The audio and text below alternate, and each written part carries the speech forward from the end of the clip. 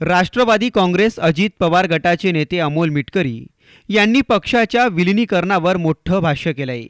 अमोल मिटकरी यांनी जितेंद्र आव्हाड यांच्यावर सडकून टीका करत शरद पवार गटाला एक सल्लाही दिलाय।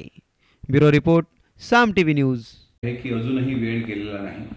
राष्ट्रीय अध्यक्ष आदरणीय अजितदादांच्या नेतृत्वामध्ये राष्ट्रवादी काँग्रेस पक्ष आज काम करतो आहे।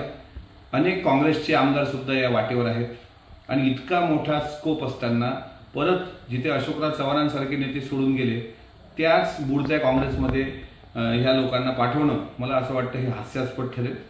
जितेंद्र आव्हाड सारख्या लोकांमुळे तिकडची लोक कंटाळलेली आहेत, त्यांना त्यांचं राजकीय भविष्य दिसत नाही।